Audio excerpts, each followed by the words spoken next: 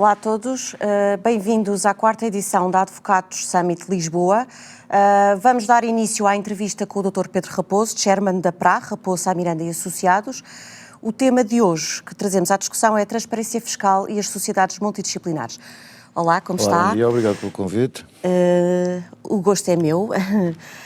Começava por lhe perguntar relativamente ao regime da transferência fiscal. Já houve aqui algumas tentativas, ou já tem sido um tema que tem sido trazido à discussão.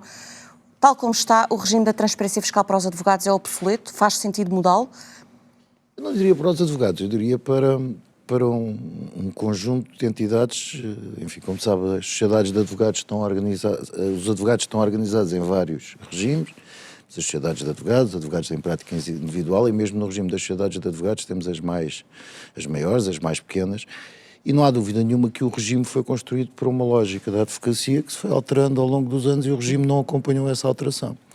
E a questão que nós temos hoje em dia é que, sobretudo nas sociedades maiores, mas mesmo naquelas sociedades que pretendam realizar investimentos avultados que hoje em dia são necessários para o desenvolvimento da atividade, este regime fiscal é francamente penalizador e, portanto, urge que ele seja de alguma forma alterado. E é penalizador porquê? Porque ele não considera a possibilidade do investimento. Este regime foi feito, as sociedades de advogados, enfim, iniciam-se ali na década de 70 e inicialmente tinham como escopo a junção de vários profissionais que acabavam por partilhar despesas. Não é? Se olhar para aquilo que é a realidade das sociedades de advogados de 70 para os dias de hoje, a começar desde logo pela dimensão, mas todas as exigências regulatórias, todos os meios que elas têm de dispor, todos os equipamentos, todos os investimentos que elas têm de fazer, o regime que assenta numa tributação direta, desconsiderando o investimento e que é feita direta em sede de IRS, e portanto muito penalizadora do ponto de vista da carga fiscal, porque como todos nós sabemos, as taxas de IRS sendo progressivas atingem facilmente valores na casa dos superiores aos 35%, 40%, 50%, não é? E portanto este regime é um regime francamente penalizador, porque obriga sempre à taxação direta. Portanto, se quiser fazer uma reserva para efeitos de investimento, se tiver valores que não foram recebidos dos clientes, o que acontece a partir do momento em que tem uma determinada dimensão passa a ser vista pelos seus próprios clientes mais como uma entidade empresarial. Basta ter os prazos de pagamento normais, de 90 dias, de uma entidade, e a partir do momento em que tem este regime, está não só a tributar, como qualquer sociedade tributaria em sede de IRC, mas aí tributaria numa taxa de 25%, mas depois está a tributar em 50%, muitas vezes por valores que não recebeu, ou pior ainda, por valores que investiu, não é? Porque, do ponto de vista fiscal, em determinado tipo de investimentos pode efetivamente fazer amortizações, mas a lei permite fazer a 20 anos, a 10 anos, e a verdade é que está a pagar integralmente o imposto como se esse dinheiro estivesse disponível ou não está. E resulta numa concorrência desleal para os portugueses relativamente ao... Sim, é um regime diferenciador que não faz qualquer sentido. Lá atrás, e mesmo hoje eu admito que possa fazer sentido em determinado tipo de realidades, aliás, por isso é que aquilo que se propõe é que exista aqui um regime misto de opção e não um regime obrigatório. Ele pode continuar a fazer sentido em determinado tipo de sociedades mais pequenas, em sociedades que sejam mais um agrupamento entre advogados para a partilha de despesas, em sociedades que funcionem numa lógica mais empresarial, não faz sentido. E uma coisa, para além dos advogados, existe alguma classe profissional que tenha um regime de...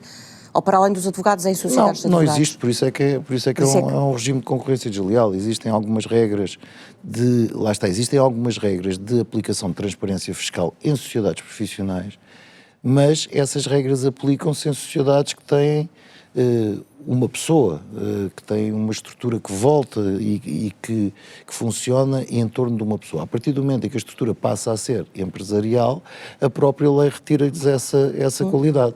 E, portanto, não há razão nenhuma para que nós sejamos tratados de forma diferente. De qualquer forma, fez parte também dos órgãos da Ordem dos Advogados. Isto tem sido uma questão recorrente ao longo dos vários mandatos dos vários bastonários. Até agora as coisas não têm mudado. Acha que há falta de vontade política para alterar este regime? Sim, tudo o que são alterações legislativas em matéria fiscal, nós sabemos que são sempre difíceis, não é? Portanto, há sempre uma desconfiança grande relativamente a esse tipo de alterações.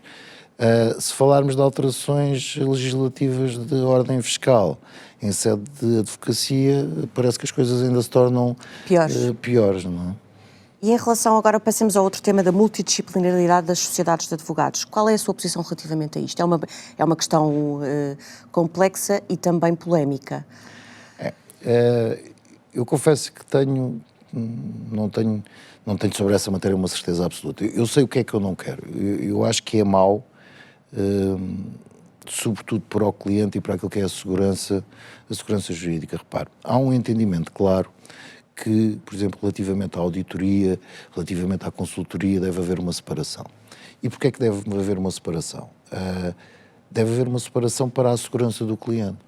O facto de ter mais do que uma entidade que tem relações de independência, que não são a mesma entidade, a olhar e a analisar e a emitir opiniões e a conduzir determinado tipo de assuntos, confere, do ponto de vista daquilo que é a segurança jurídica, do ponto de vista daquilo que é o acerto, se quiser, da decisão, a segurança dos próprios terceiros, quando estamos a falar de investidores, confere um grau muito superior de independência. Imagino que eu estou a dar uma opinião jurídica sobre uma determinada operação do ponto de vista fiscal, e há um auditor que também o fez, e há um consultor que também o fez, e o facto de nós sermos de entidades diferentes confere um grau de independência, um grau de segurança completamente diferente. Se for a mesma entidade a fazer, é óbvio que há mecanismos que se podem criar, Chinese walls de segurança, mas não é a mesma coisa.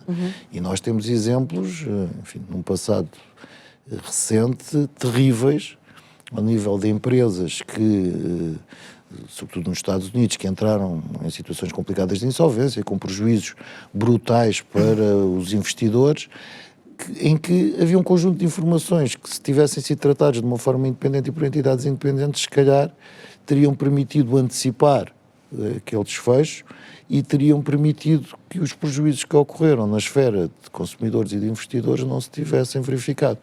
Portanto, eu acho que a multidisciplinaridade tem este problema. Ela pode pôr em causa a segurança. Não é por acaso que a advocacia é uma profissão regulamentada. Exato. Que ela tem associado um fim público. E eu acho que, efetivamente, o facto de misturarmos tudo pode retirar garantias aos terceiros. Aos terceiros, neste caso, aos clientes do... Exato. Aos clientes, às entidades. E não só.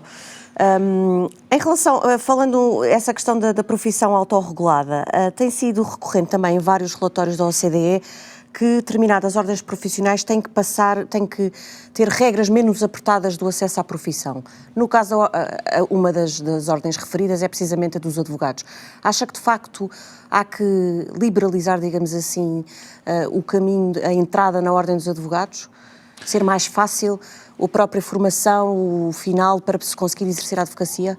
Eu acho que deve ser menos burocrática.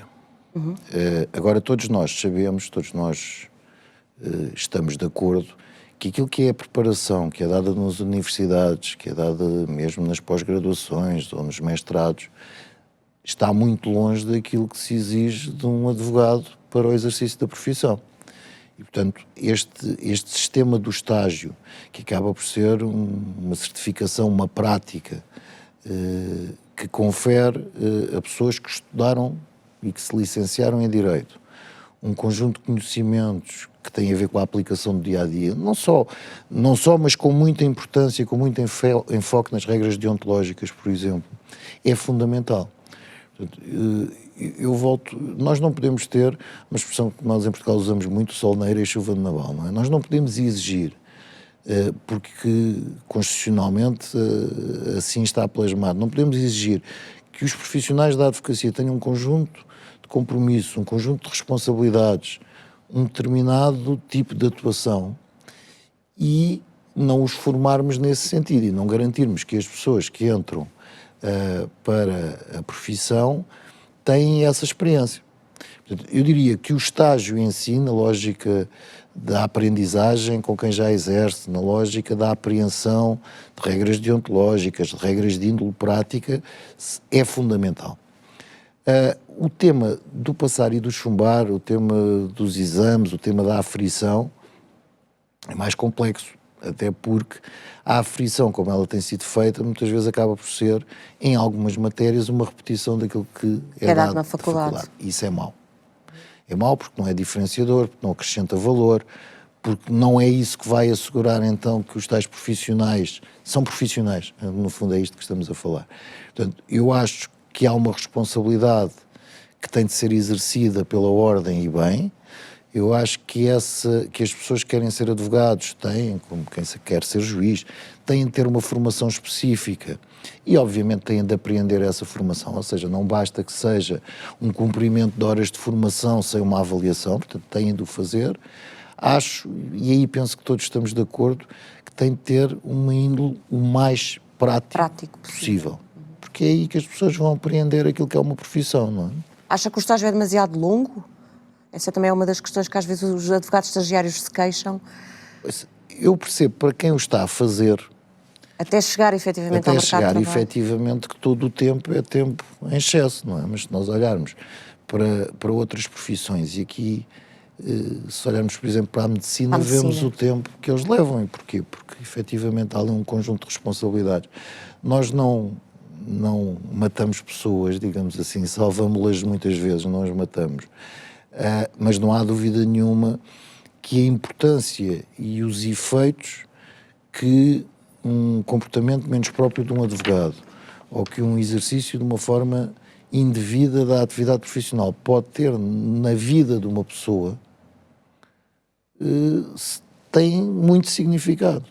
Portanto, tem que haver, os advogados têm que estar bem preparados. Têm que estar bem preparados e isso tem de ser aferido, sob pena de, às tantas, estarmos nós próprios a negar, não por via da existência de advogados ou não, mas por via da efetividade daquilo que é ser advogado, o próprio direito constitucional à justiça, porque se você começa a ter profissionais que não estão preparados, e se tem o azar de ir a um desses profissionais que não foi devidamente avaliado, não foi devidamente preparado para o exercício da profissão, é verdade que terá formalmente um advogado, mas do ponto de vista substancial os seus direitos não vão ser cumpridos. Acha que as faculdades, como sabe, houve uma explosão de licenciados em Direito nos últimos 10, 15 anos, se calhar até 20. Acha que a existência ou a criação daqueles cursos de Direito de faculdades mais recentes foi prejudicial para o direito? Para o exercício do direito? Não sei, há demasiados licenciados em Direito? Essa é a primeira questão. Uma pessoa que se licencia em Direito tem de ser advogado? Sim, é verdade. É o seu caso, não é? Licenciado em Direito não é advogado. Sim. O facto de ter uma licenciatura em Direito não significa necessariamente que seja advogado. Há aqui um bocadinho, às vezes, um defeito que é quase que histórico, que as pessoas chegavam ali ao 9º ano, antigamente diziam assim, bem, não sei matemática, vou para aqui. Bem, vou para a área parte de humanidades. Depois chegavam ao 12º ano, ainda não sei o que é que quero fazer, deixa lá ver o que é mais abrangente, vou tirar Direito. E chegavam ao final do curso de Direito e diziam assim, bem, ainda não sei o que é que quero fazer, já agora vou fazer o estágio e depois logo se vê. Este logo se vê é que é perigoso, sobretudo tendo em conta esta lógica de Estado Social em que nós vivemos, que confere às pessoas um determinado grau de proteção.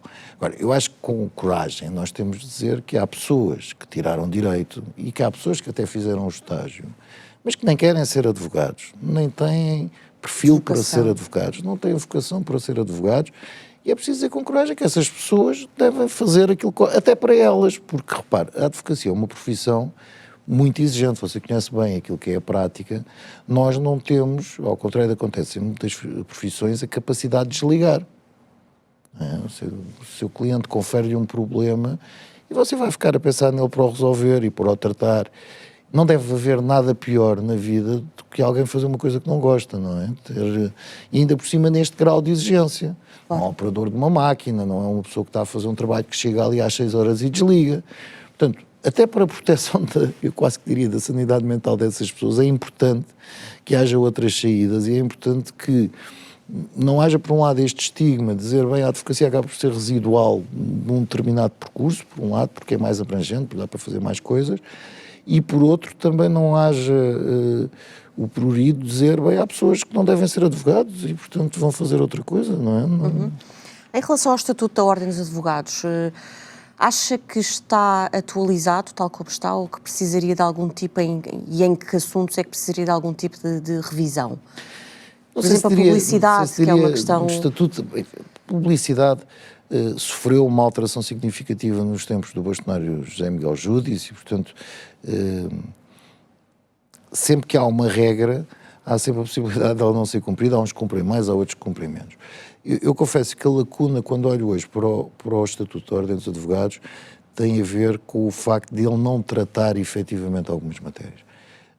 Estávamos a falar de advogados mais jovens, imagino o regime dos associados. Nós temos hoje, nas sociedades de advogados, um conjunto muito grande de associados. Não sei se são 5 mil, são 6 mil, são 7 mil, mas é uma fatia importante da profissão.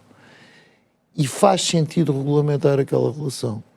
Até porque, ao contrário daquilo que existia nas sociedades mais pequenas, no início do século, quer dizer, os associados tinham um objetivo que era chegar a sócios. Hoje em dia, muitos dos associados não querem sequer ouvir falar de chegar a sócios. E não só pelo regime fiscal da transparência que falámos no início, mas não querem, porque aquilo é uma responsabilidade que eles não querem assumir, não faz parte do padrão de vida deles, não faz parte dos seus desejos, dos seus objetivos. E esta é uma relação que tem de ser regulada, tem de ser transparente, tem de se assegurar regras concorrenciais entre as diversas sociedades, tem efetivamente aí de se proteger, quer as sociedades, quer os próprios associados. E se olharmos para esta matéria, é uma matéria que de todo está prevista naquilo que é o nosso estatuto, ou num regulamento à parte, ou no que for, não é? Depois existem outras matérias que têm a ver com a própria complexidade da vida que nós temos hoje em dia.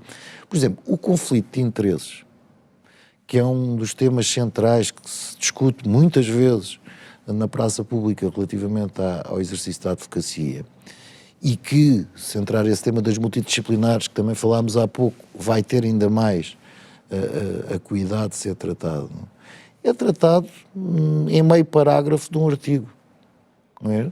Com uma dose de subjetividade muito significativa. Muito elevada, e, portanto, há efetivamente questões que, fruto da complexidade, fruto da evolução da profissão, merecem ser tratadas no estatuto ou no regulamento. Lá atrás houve uma prática que depois, na última revisão do estatuto, desapareceu, que era o regime das sociedades de advogados. Durante muitos anos foi um regime autónomo do próprio estatuto. Pode não estar no estatuto. Agora, tem de ser regulamentado? Tem. Vamos agora falar de um dos temas quentes que também tem estado na ordem do dia para a classe da advocacia, que tem a ver com o referendo que vai ser realizado a 30 de junho relativamente ao sistema de previdência, à Caixa de Previdência dos Advogados e Solicitadores. Qual é que é a sua posição relativamente a isto? Acha que é importante haver um referendo? Eu não sei se... repare, eu até do ponto de vista técnico, não vou entrar muito por aí, tenho dúvidas se o referendo vai resolver alguma coisa. Mas é um sinal. Que a classe, e eu acho que é importante discutir e tratar-se do tema. O regime que nós temos hoje em dia é um regime que não agrada a ninguém. E não agrada aos advogados mais antigos, nem agrada aos mais novos. Repare, a Caixa, e mais uma vez, isto entronca sempre no mesmo problema. A advocacia tem tido mudanças substanciais nos últimos anos e a legislação não acompanhou. A Caixa de Previdência dos Advogados e Solicitadores é uma caixa de reforma, é uma conta de poupança, usando uma linguagem simples. Uma conta de poupança, todos nós contribuímos, e numa conta de poupança não choca que você contribua mais, eu contribua menos. Porquê? Porque no final, quando eu for buscar aquela poupança, vou ter o meu valor em função do meu regime contributivo. O problema que surge é o problema da assistência. Exatamente. Na doença, E efetivamente aí nós temos todos, e eu acho que esse mérito assiste a quem promoveu o referendo. Eu devo dizer que eu próprio não tinha uma opinião muito clara e depois fui construindo a opinião em função desta discussão. É verdade que nós, advogados, temos de tomar uma decisão. Bem, vamos ver. Todos estamos de acordo que tem de haver uma assistência. Eu acho que é claro. Quanto mais não seja por questões de solidariedade, todos estamos de acordo que tem de haver uma assistência. A pergunta que se faz é, queremos que essa assistência seja feita dentro da Caixa ou preferimos que seja fora?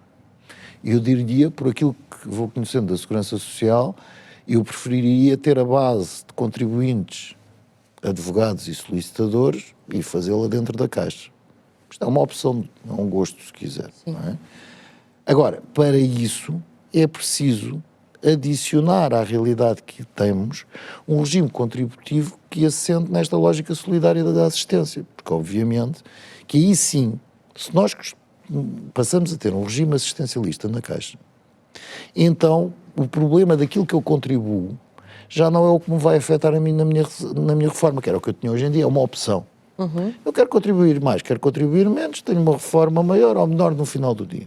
A partir do momento em que nós incluímos na lógica da Caixa uma figura assistencialista, então passamos a ter os dois sistemas e deveremos ter uma contribuição em função também daquilo que são os rendimentos de cada um para criar a tal lógica de solidariedade. O que temos hoje em dia é que não é possível. Repare, temos um regime de contribuição que assenta na lógica daquilo que cada um vai ter no final do dia para receber, que tem um valor mínimo, mas depois temos a Caixa a tentar se tornar a pouco e pouco mais assistencialista, mas com este regime de contribuição não consegue ser verdadeiramente assistencialista, mas também acaba por usar o dinheiro daqueles que pensavam que tinham pensão reforma para fazer a assistência. No final do dia ninguém fica contente. O seu dinheiro, o dinheiro daqueles que querem ter a pensão reforma, está a ser utilizado, em alguns casos, para um determinado tipo de assistência. Essa assistência, em função dos recursos e da base contributiva, é francamente insuficiente. Portanto, no final do dia ninguém fica contente. Portanto, a lógica tem de haver uma discussão. Queremos ter a assistência ou não? Eu acho que sim, é a minha opinião. Sinto mais confortável, até porque hoje em dia existem, com os adventos dos hospitais privados, dos cursos, existem uma míriade de ferramentas que podem ser utilizadas.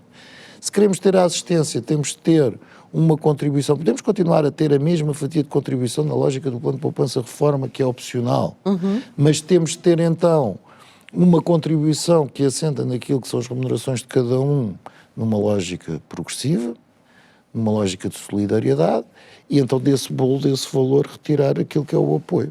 Isso faz sentido, mas é uma mudança estrutural profunda.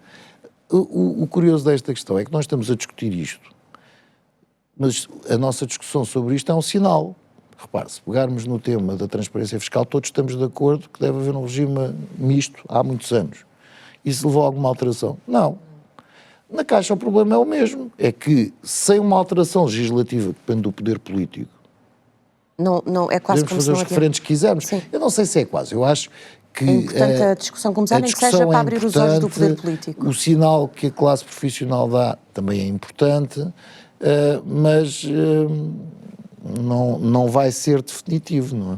Acha que esta questão do estar a favor ou contra a CEPAS tem muito a ver com aquela diferença, o fosso que existe entre os advogados e prática individual, ou mesmo de pequenos escritórios e os grandes escritórios, médios grandes escritórios? Eu não sei, vamos lá ver, esse fosso, por definição, é uma coisa que a mim não me assenta bem. Eu acho que nós temos advogados em prática individual que têm níveis de rendimento elevadíssimos, temos sociedades que têm níveis de rendimento elevadíssimos, temos outras que têm mais pequenos e temos advogados em prática individual que têm rendimentos mais pequenos. Ou seja, só pela qualificação... Mas é difícil sociedades de advogados pequenas, médias ou grandes, com rendimentos muito baixos. Normalmente isso não acontece. Depende, sim, a sociedade em si, mas no todo pode não ter, mas depois na distribuição depende do nível de crescimento da sociedade. Ou seja, esta lógica de dizer, tu és de uma sociedade, és rico, tu não és de uma sociedade, és pobre, não funciona. Há advogados em prática individual que têm níveis de rendimento ótimos, elevadíssimos, e ainda bem, e portanto não é a natureza da profissão ou da forma como eles exercem a profissão que vai qualificar para mim pelo menos o rico e o pobre. Agora, não há dúvida que fruto daquilo que falámos há pouco relativamente à evolução dos cursos de direito, da advocacia ser um pouco residual, que existe um conjunto de colegas que têm mais dificuldade em prática individual. E porquê? Porque não há o regime de solidariedade. É que a vantagem das sociedades de advogados é que nós os dois somos sócios. Você é uma águia fantástica, fatura muito bem, eu estou a passar uma fase má na minha vida, não o faço. E há aqui um regime de solidariedade em que eu vou beneficiar do seu bom resultado. E quando as pessoas estão em prática individual, estão efetivamente mais desprotegidas, portanto não têm este paraquedas se quiser estarem num grupo. E isso torna mais evidente a necessidade. Ou seja, não é propriamente pela forma como eles exercem a profissão, é pelo facto de eles não terem, e aí é verdade, nas sociedades de advogados, ou quando nós exercemos a atividade em conjunto, temos efetivamente outra proteção pelo facto de estarmos juntos, não é? Partilhamos o nosso rendimento com outros que eventualmente têm menos rendimento do que nós, e isso faz com que nós também tenhamos menos rendimento, fazemos essa partilha, mas efetivamente se alguma coisa nos corre mal, se estamos numa situação de maior dificuldade, beneficiamos dessa mesma partilha e, portanto, torna-se menos evidente, se quiser, a necessidade. Eu acho que sim. De qualquer forma, o valor da contribuição, o valor mínimo é de cerca de 251, penso eu. Não acha que é um valor demasiado elevado para alguns advogados? Os tais advogados da prática individual, insisto que, apesar de tudo, os que ganham menos são normalmente a prática individual, precisamente por essa razão que apontou. Não acha que é uma contribuição muito elevada para quem ganhe menos de 1.000 euros por mês? Eu confesso, isso não acontece nos primeiros anos da profissão, portanto, nos primeiros anos da profissão, como sabe, sim, até sim, há isenção eles têm de pagamento. isenção, sim. Eu tenho alguma dificuldade numa profissão liberal, tirando as situações excepcionais de uma dificuldade, de um azar. Tenho alguma dificuldade em que a pessoa viva e que não consiga pagar 200 euros por mês. Tenho alguma dificuldade em compreender isso, devo-lhe dizer. Aquilo que nós devemos tratar, mais uma vez, são as situações excepcionais. Há alguém que está numa situação de dificuldade, deve haver um regime de solidariedade que permita apoiar essa pessoa. Por definição, dizerem-me que um advogado, e repare, no regime contributivo da Segurança Social, acho que as pessoas às vezes não fazem contas, não é? Não, às vezes acham que a Segurança Social também é demasiado... Não, mas veja o regime muito melhor do que contributivo, efetivamente você é. pega nos 11%, Sim. pega nos 23%, se pegar nesta realidade e se assumir que no limite a contribuição seria no regime geral e seria feita pelos advogados, que são os seus próprios patrões, passa a expressão, não é em prática, eles iriam contribuir com 30%, está a ver? Ganham de 1.000 euros, são 300 euros, já viu? Já piorou. As pessoas se calhar também não... Mas eu tenho alguma dificuldade em perceber, repare, tendo em conta os requisitos da profissão, eu tenho alguma dificuldade em perceber como é que, não conseguindo pagar 200 euros por mês, consegue exercer a atividade. Porque, repare, a nossa profissão tem um conjunto de requisitos. Tem o requisito de ter um sítio onde receber os seus clientes, tem um requisito de manter a informação que lhe é dada segura, tem um conjunto de requisitos para o exercício da profissão que implica um custo. Pagamento de cotas. Pagamento de cotas, etc. Não é? Quando pega neste universo, a discussão dos 200 euros, eu confesso, eu acho que a discussão dos 200 euros é redutora. Um ingrediente. Onde efetivamente há a razão é na falta de assistência. Se você me disser assim, eu dou 200 euros e tenho assistência, todos nós vamos concordar que é barato. E é isso que devia acontecer eventualmente. Sim. Eu dar 200 euros e não ter assistência é que é pior. Isso é que não está certo. Está a ver? Aí é que está o problema. Eu acho que o problema não está nos 200 euros. O problema está naquilo que nos traz esses 200 euros. E efetivamente, aí sim já começa a ser um problema. Se as pessoas pagam os 200 euros, mas depois têm de pagar tudo o resto numa situação de necessidade. Se não têm assistência nenhuma, os 200 euros são caríssimos e são disparatados. Aí sim. Não é? Ou mesmo as questões da licença de parentalidade, por exemplo. Uma coisa, não é? Que obriga, às vezes, advogados repare, a lá está, advogados que estão em prática individual ou que estão sozinhos, mas aqui tem a ver com o próprio sistema, com o próprio regime da prática. Eu acredito desde há muitos anos que eu, no início da minha profissão, quando saí da sociedade onde estagiei, estive em prática individual, mas sempre com o objetivo de fazer sociedade. Eu acredito há muitos anos que o regime em prática societária é o regime que nos dá a todos mais proteção. Mas repare, a própria questão do subsídio não lhe vai resolver uma questão que para mim é mais dramática, que é, eu sou advogado em prática individual, eu vivo dos meus clientes e vivo de uma coisa fundamental, para além do acerto das minhas opiniões, dos meus resultados, eu vivo de uma coisa chamada disponibilidade. Eu acho que o subsídio obviamente é bem-vindo, deve ser pago. A maioria das sociedades, ou quase todas as sociedades, pagam todos os subsídios e mais alguns aos seus associados. Mas, estando em prática individual, aquilo que para mim é mais dramático é a perda da clientela. Repare, está 5 meses em casa. Teve o seu subsídio. Mas a verdade é que os seus clientes precisaram de alguma coisa durante aqueles 5 meses. Lá está, não há aquela possibilidade de desligar como outras profissões. Mas isto tem a ver com a natureza da profissão. Pois, quer dizer, nós não conseguimos mudar o mundo. Durante aqueles 5 meses, aquilo que você vai perder, o seu subsídio que vai passar a receber e que deve receber e que já devia ser pago há muitos anos, porque tem a ver com a dignidade daquilo e com a possibilidade das pessoas terem um regime de igualdade face a outras profissões. Mas há sempre uma perda, que é a perda durante aqueles 5 meses dos seus clientes.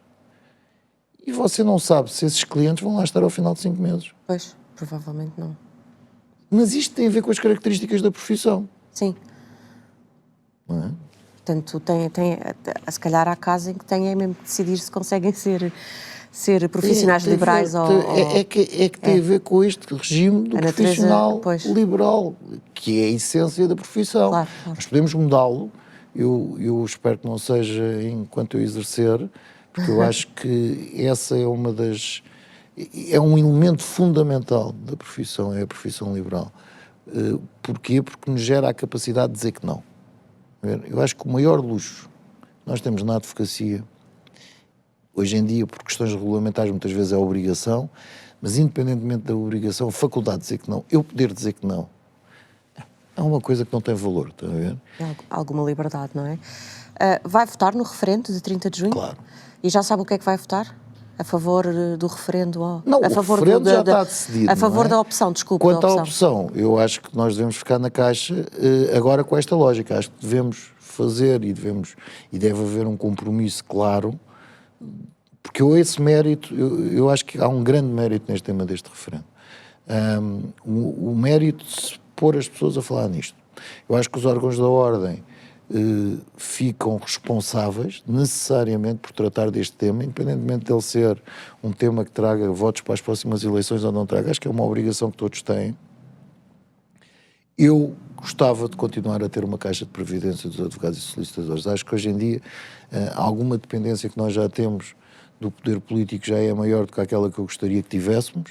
Portanto, essa autonomia é uma coisa que o conforta, de certa forma. Eu gosto muito da autonomia da profissão. De qualquer forma, falando um pouco nos órgãos da Ordem, a própria Ordem, nomeadamente o Conselho Geral, o Sr. Bastonário, tem tido alguma resistência em falar deste assunto? Se reparar, ele fala sobre muita coisa, mas sobre este assunto normalmente não tem uma posição propriamente formada. Porquê é que acha que é isso? Acha que é por essas questões eleitorais, de como é uma questão polémica, não quer estar a perder votos para uma provável... um bocadinho com os políticos hoje em dia, não é? Os políticos hoje em dia, todos eles, não é só na Ordem, têm sempre dificuldade em falar sobre coisas que não têm um sentido... Desvinculem, não é? Nem é por isso, não tem um sentido significativo, não é? Eu sei que eu tenho aqui um tema para tratar e sei que 80% das pessoas estão de acordo, daqueles que votam estão de acordo. Pronto, é fácil eu fazer a minha opinião, não é? Eu tenho um tema para tratar e sei que ele é fraturante e isso significa, do ponto de vista de quem seguir uma atividade política, uma perda. Mas isto é um mal, não é só das comum, eleições da Ordem, é mais até do poder. É comum, não é? Agora, para terminar, pergunto-lhe só, o seu escritório, como é que está pós-pandemia? Está de boa saúde? Está ótimo, está... Não, houve algum aspecto negativo ou foram mais aspectos positivos? Porque houve também, com certeza, aumento de trabalho em determinadas áreas com isto tudo. Pois, em termos genéricos, nós crescemos muito bem, crescemos cerca de 14%, portanto tivemos um... Eu qualificaria este período por dois pontos. Um ponto que eu acho que nos afeta a todos, que é a situação em si. Não é? Todos nós vimos pessoas próximas que passaram mal, situações dramáticas ao nível dos lares, ao nível dos... Assim, na globalidade, o estado de espírito não é um estado de espírito bom. Atividades que foram obrigadas a parar, outras que fecharam mesmo definitivamente e nunca vão voltar. Repare, a advocacia tem esta coisa que é fantástica, para o bem e para o mal. Nós somos a coisa mais aberta em termos de profissão que existe, ou seja, nós lidamos todo o dia com clientes das mais diversas áreas de atividade, vivemos as dores deles, vivemos as vitórias deles. As vitórias. E, efetivamente, um estado de espírito da pandemia não é um estado de espírito entusiasmante, não é? Nós vemos pessoas de quem gostamos que estão a sofrer, que estão a passar mal, do ponto de vista físico ou do ponto de vista económico, portanto, isto não nos anima. Portanto, esse é um ponto. Do ponto de vista da sociedade, da PRA em si, eu acho que a evidência da solidariedade, da disponibilidade, que foi muito mais efetiva neste período, é notável. E isso deixa-nos muito satisfeitos. Repare, nós tivemos, em março do ano passado, nós metemos 150 pessoas em casa. Tivemos nos primeiros 2, 3 meses transferências de trabalho entre áreas de atividade, tivemos mais exigências em laboral, contratação pública, departamentos que, fruto do encerramento do tribunal como contencioso, que ficaram menos trabalho, e nós tivemos todas as pessoas numa lógica de entreajuda que foi notável. E à distância? Que ainda é E à mais distância. Nós tivemos, na análise que fizemos interna, cerca de 70% das nossas pessoas produziram mais em casa e naquelas circunstâncias, está a ver? E colmataram os outros que em casa não conseguiam produzir tanto porque tinham filhos pequenos, porque tinham... Ou em E, portanto, casa, etc. houve, se quiser, um espírito de solidariedade, e é nestas situações que a gente vê onde é que ele está, que para qualquer pessoa que tenha funções de responsabilidade numa sociedade é muito gratificante, porque é ver que as pessoas estão unidas, que estão empenhadas num interesse comum, e é nos momentos maus, nos momentos mais difíceis, que você consegue sentir isso. E isso é muito gratificante. Agradeço-lhe imenso, chegámos ao fim do nosso tempo. Tivemos a entrevista ao Dr. Pedro Raposo, da PRA. O tema foi a transparência fiscal e multidisciplinaridade. Acaba aqui mais um painel da Advocados Summit Lisboa. Muito obrigada.